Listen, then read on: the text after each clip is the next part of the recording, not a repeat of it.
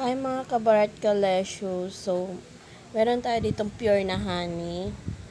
Balin, 1 galon yung pure honey natin.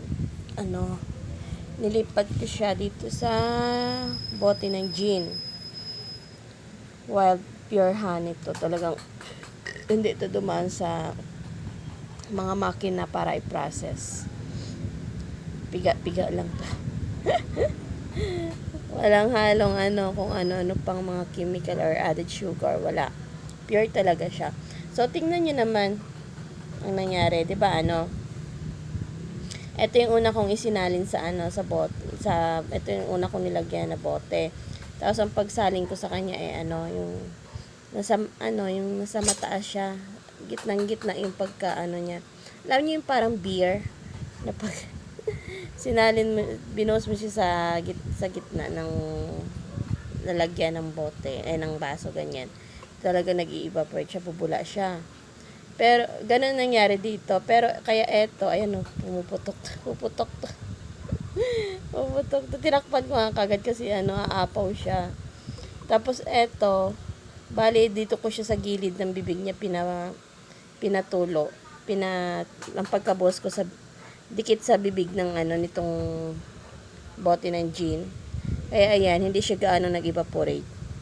Ganyan lang siya. Kaya nagulat ako. As in, puting-puti yan kanina. Pero unti-unti na siyang umaangat. Yun nga lang, ang mangyayari dito, pag hindi mo to binuksan, puputok itong takip. Ganun talaga pag pure honey, kasi may pressure yan eh. Pag walang singaw yan, ang takip, laging puputok yan.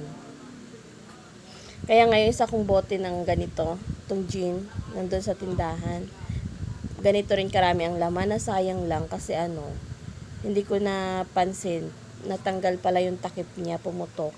Napasukan siya ng nahulugan ng ipis. Nahulugan siya ng ipis. Hindi ko napansin, nandun kasi sa tindahan yun eh. Sayang, ang dami pa naman. Tinapon ko lang. Kasi natanggalan ng takip. Siguro gabi yun na hulugan ng takip. Ay natanggalan ng takip.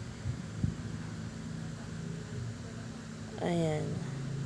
Hindi naman kasi pwedeng ilagay ito sa ref. Kasi pag nilagay mo yan sa ref, puputok at puputok ang takip niyan. Siguro pwede mo siya ilagay pero lagay mo siya ng konting butas. Pero pero hindi ako naglalagay sa ref niya. Sa room temperature lang talaga. So, ayan po, pure wild honey. Walang halo na kung